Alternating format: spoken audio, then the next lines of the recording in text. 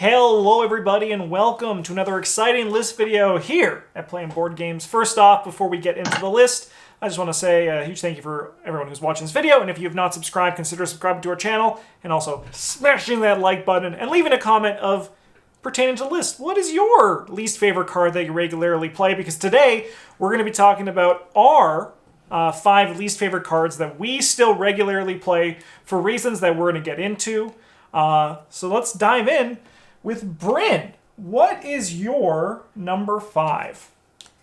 All right, full disclosure. This one is a complaint from future Bryn. It hasn't happened to me yet, but it's cool. He just came out of a time portal and told me to put this one on the list because I got a feeling like I'm going to be playing this one in just about every deck forever. It's like a curse. You know? Are you supposed to say no when the game's like, would you like to draw 10 cards at the beginning of the game? The 10 cards have to be in your discard pile. And you're like, well, that's not really that different to them being in my hand. Yeah. Like, I could make that work. What, are you supposed to say no? So right now, you're happy saying no, but you're thinking in the future you're gonna be. It's like when I was. Well, yeah. Like, I haven't really played with this card yet. Yeah. Yeah. Since it came out, I've pretty much only played Bob Jenkins twice, and like one of the times I definitely should be playing the short supply, but I'm not. Yeah. Yeah. All right. Well, I look forward to in a year, if we make a list video, it's like our least favorite cards, and you're going to be like, future Bryn was right. And he also told me, he also warned me about the water wars that are currently going on. He also told me to buy bottled water. Did future Bryn have any helpful tips, or was it just about just short supply? No, he's just an ass. All right. Okay. Yeah. All right. Well, my number 5, and also Travis's number 5, is Arcane Research. And don't let Travis trick you otherwise. I did not copy his homework. So, Travis, why don't you... literally said that you copied my homework. No, I did not copy his homework. Why did you choose Arcane Research?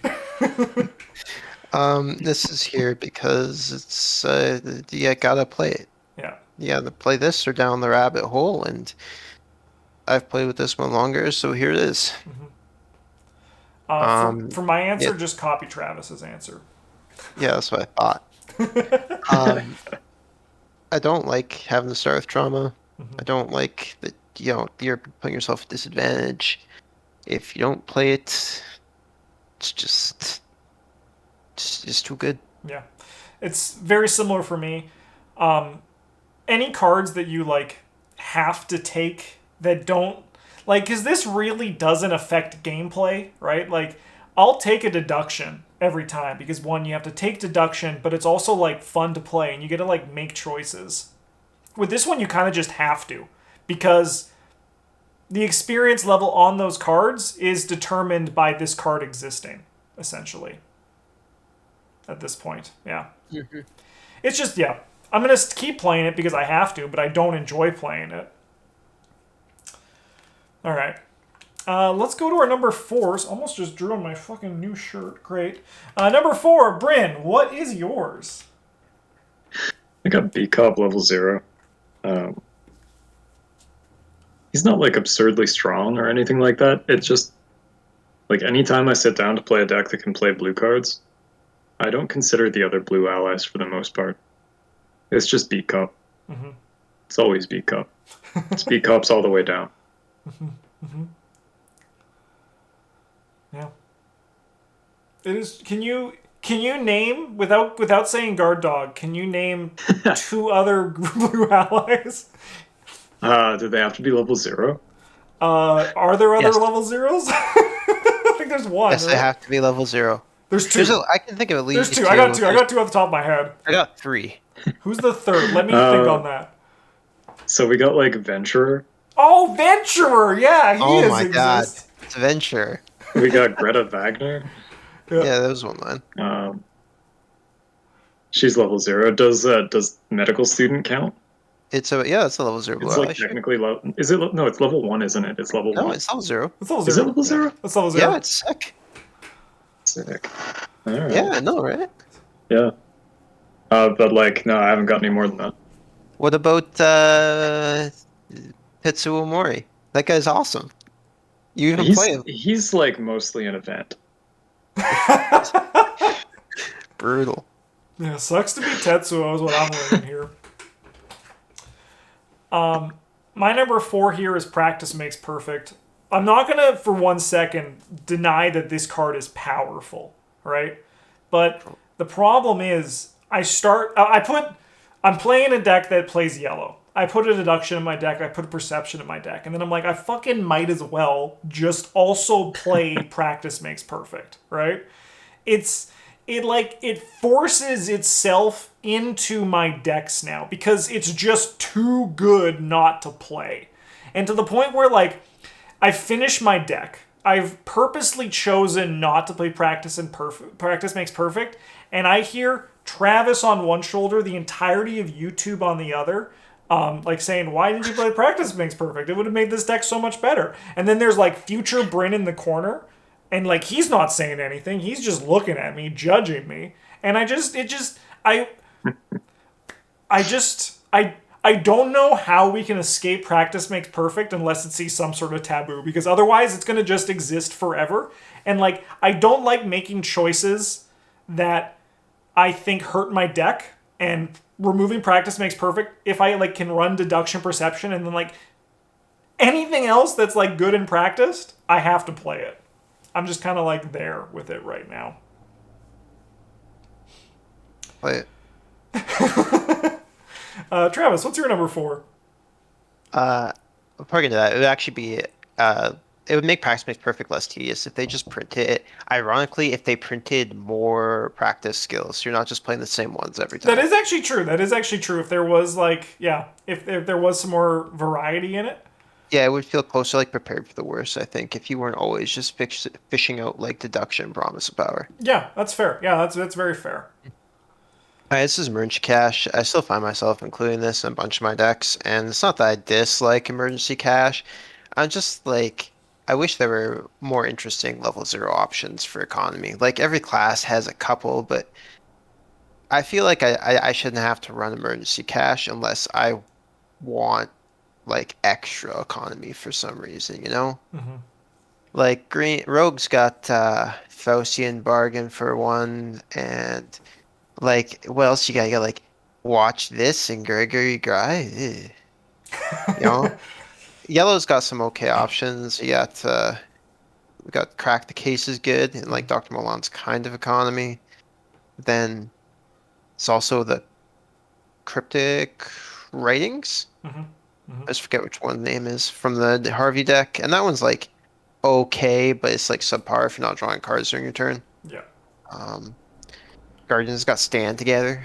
Well, I do love Stand Together. I love that card. Yeah, I also like Stand Together. I'm just tired of playing Stand Together in Emergency Cash in every Guardians deck. Yeah, that's fair. That's fair. Purple's got Uncage the Soul, and like, it's kind of, and like Renfield, I guess, David, Mm-hmm. kind of it. Mm-hmm. I want more, you know? Mm-hmm. Sick. All right. Let's go to our number 3s, starting with you, Bryn. I got Sled Dog. I don't actually play this card like a whole ton, but I hate how it gets to live rent free in my brain when I'm building a new deck. I'm like, You should play Sled Dog. what if this was a Sled Dog deck? What about that? Oh, That'd be a bad deck. yeah. I mean, like you're right. You're right. That's the thing. It would probably just be mostly worse than whatever else I could have been doing. Mm-hmm. Mm-hmm. But that's not how it works. Show up to build a deck, and it's like, what if you were using Sled Dogs to fight? Like, God damn it, my guy has 2 punch. Yeah. I don't need to use Sled Dogs. One thing that I'm kind of over with Sled Dogs is that I mean, I feel like Fantasy Flight knowingly cursed us with these Sled Dogs. They were like, give them to the PBG guys. They're awful, and they'll get cursed with the Sled Dogs. But like every time, it's like with you, Brent. Every time I hear like there's a lot like I start building a new deck, and then everyone watching me says, Justin, you should make a sled dog deck. Alternatively, I feel like sled dogs can actually function. But as we saw, Bryn, when I made you that Dexter deck, you basically just do nothing. Like, you just basically get the sled dogs, and you're like, now what do I do? Right? Like, Yeah, yeah. I think a big part of the downside there was that we were playing the chase the guy yeah, scenario and not a scenario where we actually really had to kill anything. that is true. Yeah. Um, They so I did think that bite was Byaku's pretty well. yeah, they do fight pretty okay. But I just think that like I've seen 4 sled dogs. I've seen them in play, and I never need to see it again. But I'm gonna see it again and again and again and But again. have you seen 8 sled dogs? No. Yeah, that's what everyone's saying now too. I'll help you do it, Bryn. I'll help you do it at least once, okay? I'm also in the same boat as you, Justin. I'm just like kind of tired of hearing people talk about sled dogs. It's like it does the same thing every time. The deck's always the same. No, like this is like I love sled It's dogs for you, but like I love sled dogs because it was like our first spoiler that we ever got. It was a big stepping stone for our channel, right? But like this is like when your kid is grown up and like they've committed a horrible crime and you're like, I still love you, but like did you have to do that? All right. Promise of Power. This is my number 3. This card's just like too good. It has a problem as well too that like spoiler alert, I'm going to talk about this more in the future too, but I just hate like that it adds a curse token. And like now Travis has to bring his curse tokens to every game day we do when we're recording. And like, yeah, that's like fine because they're in the same box, but it's still just like a lot. And then the card's just like too strong. Like this card would still have been playable if it was if it was 3 symbols. Like I think it would be like I understand the thought process behind 4 to what if they draw the curse token, then they just drew this is basically a unexpected courage. Sure, it's just an unexpected courage then. Like it could have just been fine. Like it could have been 3. It's just I'm just sick of promise. This is also me yelling at practice makes perfect too, right? Because I've been having to play this card so much because of that damn practice makes perfect stuff. But I'm just a little bit over promise of power right now. Promise of Power is a good boy. Travis. This also actually Research Librarian also made my list. It got bumped for for arcane research. So what's why is Research Librarian here? Why can't you have original ideas, Justin? I don't have any original ideas. I am just a meme machine. Travis, I'm a meme machine. You push my stomach. Isn't that why I always have to tell you my list first? Yes. You push my stomach. All I do and I say Poggy Woggy. I go Poggy Woggy. That's all I do. Oh God, Justin, don't do this to yourself. Poggy Woggy. You're better than this. Anyway, this is a research librarian. He comes to play search deck for tome asset, add to your hand. This is anytime I want to play a tome asset. This guy he's there. There's 2 of them. Yeah, lately I've been looking at the secret cards and looking for more interesting ways to play them, and lots of the build arounds for them are tomes. So this guy's just in every deck, taking up 2 slots. And then, I gotta play more tomes because what if I already have the one that I want? Or if I draw my second copy of this guy, I don't want to make foot tests. So, I wish they'd at least give him like a book symbol too, so I could throw him away to other stuff and justify not playing like 4 tomes and then being like an all tome deck just because I wanted to play one. But hey. Yeah. This actually, like, we talked about him a few weeks back, and you really made me realize that I would love, like, this guy, he does too much right now. He's just, like, for an old man, he's just really good. He's just really good. He's really good. Yeah. Like, you pair that you can, like, I don't know. It's just wild. It's wild. This is the card I personally hope gets tabooed the most, even over Cyclopean Hammer. Just to give some and inject some variety into that Seeker stuff, because I agree. All right, Bryn, what is your number 2? I got protection. It just, like, it kind of has to be in all of your purple decks, and that's, you know, Good thing. everybody gets upset if you don't put it in your deck. You're like, why would I want to put a card that commits for a wild symbol in my deck? I've got 5 brain. I'm not afraid of the Mythos deck. You know, And they're like, yeah, but I might be.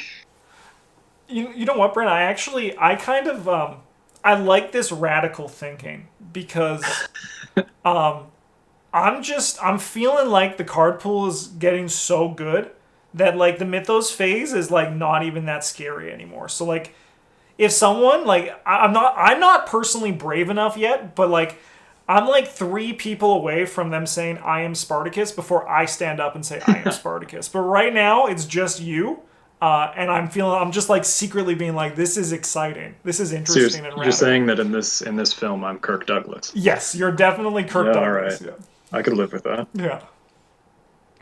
But for the time being, I'm still playing Ward of Protections. Yeah. Like, especially the level 0 one, where it's like, I can stop them if they affect exactly me. Like, whatever. Ancient Evil's me, bro. Just do it. You don't play level 0-1 to protect yourself, Bryn. You play it so you get to upgrade it to the level 2-1 for free. Yeah, you play the level 0-1 because you're playing Arcane though. Research, because you have to play Arcane Research to get to the level 2-1 for free. Yeah, Arcane Research is just a symptom of a different, deeper Ward of Protection related problem, I believe. Just build better decks, bro. Yeah, like ones without Ward of Protection, with cards that do more than commit for a wild symbol. That's not better. Wild.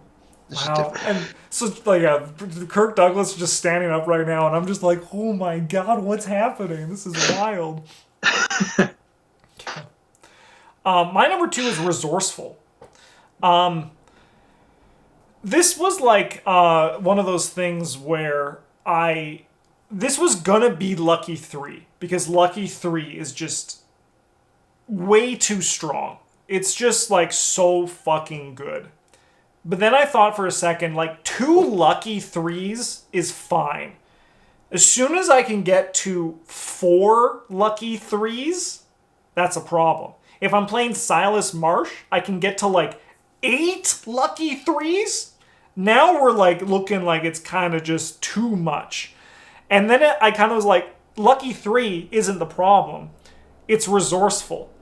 And I think at this point now, I'm kind of just like, I'm doing the same loop with Resourceful. And you might be saying, but Justin, just don't do that. Do something else. But, like, I like the value. It's my player brain says this is how I want to play, right?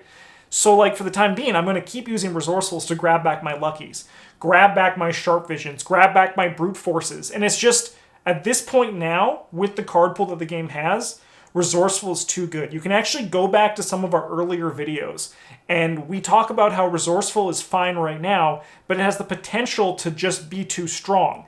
And I think at this point now, Resourceful is too strong for a full pool, and I'm kind of over it at this point. I don't need 4 Lucky 3s in my deck. I want them, but I don't need them.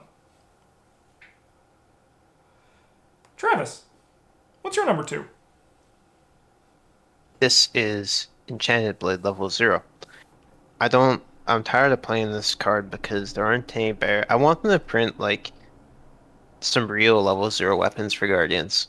Because you got this, and you got, like, basically all my Guardian decks these days start out with, like, I got 2 Prepare for the Worst, got 2 levels 0 Enchanted Blade, I got 2, like, 45 automatics, and then sometimes I'll throw in, like, a 5th weapon depending on what my secondary class is or whatever else I'm doing. But, like, I don't like it because it doesn't have a border that matches the rest of my cards. I don't like it because it's never the weapon that I want to end up playing, but it always starts in my deck. I don't like putting cards that I can upgrade into my deck without the intention of ever upgrading them. Which is, like, actually, it's not a real complaint. It's just, like, something that I have an issue with. But yeah, I don't like that I play this card so often, and I don't have any other options for it. I mean, I agree completely that I would love to see just some more level 0 weapons. They don't need to be like machete 0 good. They just need to be good enough, right? Better than trench knife. Yes. Yeah, Yeah. Yeah.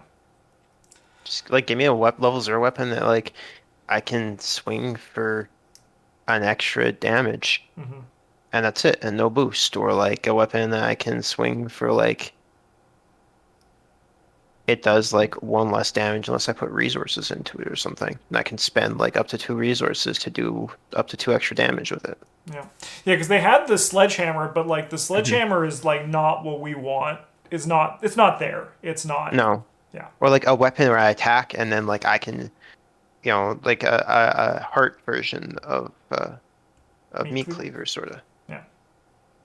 something. Yeah, yeah, definitely, definitely. All right, number 1, it's Faustian Bargains all the way. So I don't know if Bryn actually this is your number 1 or if we just peer pressured you into it. Yeah, I don't actually hate playing with this card. Yeah. I'm still very much into like good green cards. Yeah. Yeah. Is this what it's like to be card. Spartacus and what it's like to be king? Yeah. Yeah. Is this what it's like to get to play yellow cards? Yeah. Not quite, but it's close. And they're like, no, yellow cards don't cost you an action. I actually imagine that I'm also like because I'm gonna let Travis start this one because I imagine I'm in like the between of these two things. So Travis, why is this here for your number 1? Well, so there are things I like about this card. I like the divvying up resources. I think that's neat. It's a good mechanic. I like that green has like a level 0 economy card that isn't super situational or like contingent on something else happening. And you passing a test by like 3 or something like that. And I like that this is an economy card that isn't emergency cash. I like that too. I don't like how I have to lug the curse tokens around me because like between Faustian Bargain and Deep Knowledge and Power on Promise Power, someone is going to need curse tokens. I don't like how new players like whine at me for putting curse tokens in the bag. And I'm like, man, like it's just I'm tired of explaining to players why this is fine, even though you have to put curse tokens in. And like it's just 5 resources is so many, man. It's a lot. Yeah. And it's just like they're not gonna print something, but I hope they don't print something better than this. Cause then and like we're gonna be stuck playing with it forever. I should just buy some of those curse tokens you have, the LCG ones, and just keep them at my house, the curse and bless ones. Yeah. Yeah. I won't have to worry about forgetting them. Yeah. Yeah, because I have a lot of similar thoughts too. I just think this card is just I'm happy Rogue has it, and like when you look at what Rogue used to have, like their economy was good, but at level 0, it's like this is like really allowed Rogue to do good things with their economy, but it's just like I remember distinctly that there was a time when I said that I was going to be sick of this card, and at this point I'm not there yet, but I'm close because it's just like it's just too strong for me. And because the curse tokens don't matter, exactly what you said, when like if you're upset about someone getting curse tokens in, like just think about what they really do. They cause you to fail one test potentially, but most of the time they do nothing.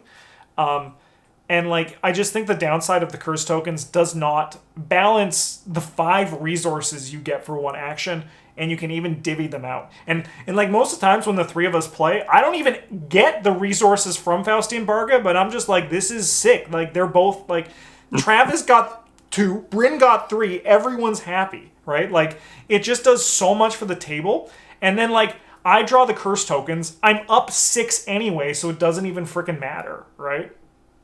It's just, I think it's just too strong and too good. Well, that's it. No, Bryn gets to talk about why he likes this card. He gets to do counterpoint. It's a good green card. That's it. Yeah, I'm like mostly just happy to have cards printed that aren't